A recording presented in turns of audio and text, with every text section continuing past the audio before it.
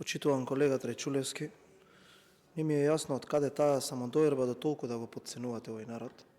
Зборувате 10 минути за нетранспарентност, еве го договорот. Вчера го добивте како пратеник, 8 члена, се напишано тука. Знаете која е разликата помеѓу мене и вас? За Бехтел и НК не го видов договорот.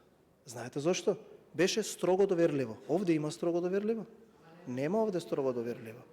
Понатаму и финансискиот договор, и тој на истиот начин ќе биде усвоен во владата и во собранието. Што е сега нетранспарентно?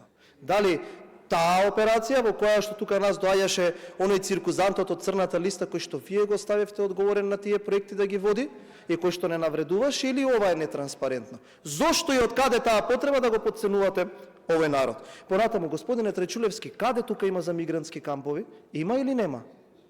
Има или нема? Во 8 члена дали некаде е напишан мигрантски камп? Не. И колку и да е добро за нас, вака од ден на ден да ви тонат лагите, замислете од мојата умирена лага на СДСМ за овој договор, каде што Венко Филипче излезе и вика ова е антиевропски договор, а истиот ден Европската унија склучи договор со Обединетото кралство по истите членови. Продолжете со тоа. People in Mexico are demanding. Велите капацитет за капитални инвестиции дали имаме? Дали го видовте вие, господине Трајчулевски, насловот на овој договор? Дали сте го прочитали? Вели во врска со партнерство за реализација на инфраструктурни проекти. На страната 5, анексот, господине Трајчулевски, се наброени проектите кои што ние треба заедно со британското ноу-хау, со британскиот стандард да ги изградиме овие проекти. Знаете што е разликата за брзата пруга?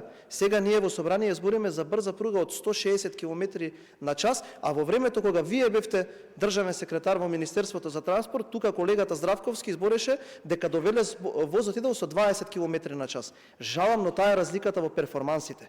Понатаму еве уште едно прашање да ми одговорите за овој договор, за капиталните инвестиции и за вашите лаги за кои што јас можам да разберам од каде ви доаѓаат, криво вие, имавте 7 години да покажете, вие потпишавте договори со Грција, со Бугарија, оној ваш гениалец од Горни Милановац со рачето на градите тука не убедуваше, претходниот премиер триумфалистички ги креваше тука рацете со вашите договори.